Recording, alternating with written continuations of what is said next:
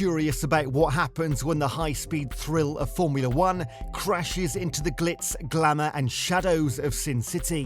When the roar of engines is drowned out by whispers of illicit activities happening just off the track? When the bright lights of the racetrack are overshadowed by the flashing red and blue of police sirens?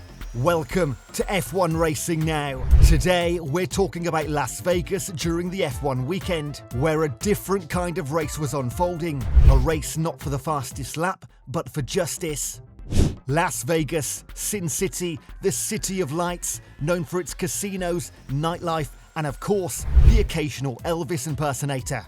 But this time, it wasn't just about the roulette wheels and slot machines. No, we're talking about a different kind of slots. The city was buzzing with the roar of engines as F1 descended upon the streets of Vegas. A sea of fans and celebrities, their faces lit up by the glow of the racetrack. This was the spectacle that had been the F1 weekend in Vegas. But amongst the glitz and glamour, there's a darker side to Sin City. A side that's often whispered about, but rarely seen. I'm talking about the world of prostitution, a shadowy underbelly that exists just beneath the surface of the city's sparkling facade. Now, let me tell you that prostitution in Vegas is a complex issue. Whilst it's legal in some parts of Nevada, it's not in Clark County, where Las Vegas is located. Despite this, the city has gained a reputation for this oldest profession in the world, and it's an issue that authorities have been grappling with for years. Some say they should legalise it, to each his own and live and let be, whilst others are absolutely disgusted by it and want to put a complete end to it all. Now, this is where things get interesting. So there we are in the midst of one of the biggest sporting events of the year. Unbeknownst to the thousands of fans who have descended upon the city, the Las Vegas Metropolitan Police Department had been planning a major sting operation. Their target, the rampant prostitution that often accompanies such high-profile events. It wasn't some half-baked operation either. No, this was a meticulously planned and executed mission. Undercover officers posed as potential customers, engaging with individuals suspected of offering sexual services for money. The operation spanned the entire weekend, with officers working around the clock to ensure its success. And boy, did it pay off. Throughout the weekend, more than 70 arrests were made, catching everyone off guard. Among those arrested were several individuals directly linked to the F1 event, including team members and a few high-profile attendees. But it wasn't just the numbers that caught everyone's attention, it was the names. Among those caught in the net were some faces you wouldn't expect. Like Trayvon Evans, a 28-year-old firefighter for the Clark County Fire Department. Evans was nabbed on a felony count of pandering. Talk about a career going up in smoke. And then there was Victoria Turner. She wasn't a celebrity or a high-profile attendee, but she sure made the headlines. Turner was apprehended after she allegedly tried to solicit an undercover cop on the Las Vegas Strip. Guess the house doesn't always win in Vegas. The operation was a statement, a clear message to those who think they can exploit the lawlessness often associated with such events. So the fallout of the operation was immediate. When news of the sting operation broke, you can bet it sent shockwaves through the fan community. Imagine being there in the heart of Vegas, the roar of engines still ringing in your ears, and then bam, you're hit with that news. Over 70 arrests made right under your nose. The immediate reaction was one of disbelief.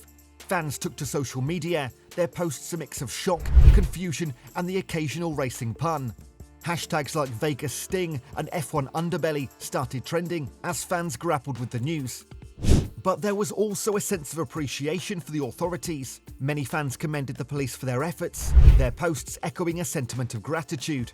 Yet the incident also sparked debate amongst the fans. Some questioned the impact of such operations on the image of the sport, whilst others argued about the role of F1 in addressing these issues.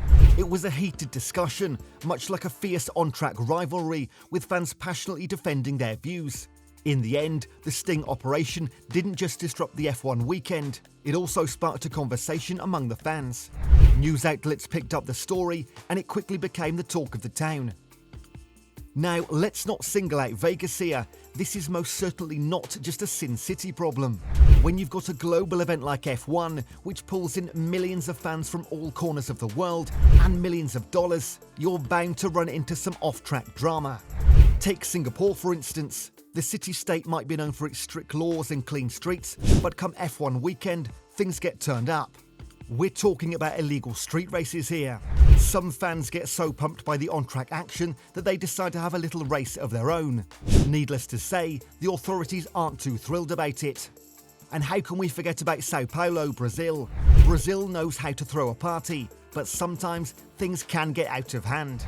During the F1 weekend, the city has seen its fair share of sex, drugs and rock and roll. It seems like the high-speed action on the track can spill over into the city, leading to some high-stakes trouble. But it's not all doom and gloom. The authorities in these cities are well aware of the challenges that come with hosting such a massive event. They're not just sitting back and letting chaos reign. Measures are being taken to ensure the safety and security of everyone involved. From increased police presence to undercover operations, cities around the world are stepping up their game to keep the F1 weekends clean.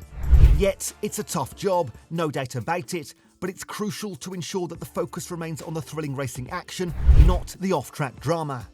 So, while the sting operation in Vegas might have caught us off guard, it's just a reality that comes with hosting a global event like Formula 1. It's a wake-up call, not just for Vegas, but for all F1 host cities. Alright, before we wrap up, let's check some interesting facts that you might not know about this whole situation. Consider this a bonus for sticking with us till the end. Fact number 1, the sting operation. You know how in movies cops go undercover to catch the bad guys? Well, that's not just Hollywood magic. Sting operations, like the one in Vegas, are a real deal. Cops set up fake ads on websites and play along with potential clients to set up meetups. Fact number 2, targeting buyers. Ever wondered who the cops are really after in these operations? Well, they're mainly targeting the buyers of sexual services. The idea is to reduce demand and combat human trafficking. And let me tell you, the penalties for these guys are no joke. Fact number 3, Saturday Night Fever. The Las Vegas race was the first Saturday race in almost 4 decades. Whilst most F1 races take place on a Sunday, Vegas decided to switch things up and host the race late on a Saturday night. Well, that's a wrap. The unexpected sting operation that went down during the F1 weekend in Vegas. From the glitz and glamour of the race to the darker side of Sin City, it's been a hell of a ride. So, what are your thoughts on the whole situation? Were you surprised by the news? Do you think such incidents tarnish the image of Formula 1? Or is it just part of the package? Drop your comments below. And if you enjoyed this video, do remember to hit that like button and subscribe, as well as turning on notifications so you don't miss out on our next videos. Until the next one, this has been F1 Racing Now, your inside track to all things F1. Thanks for watching.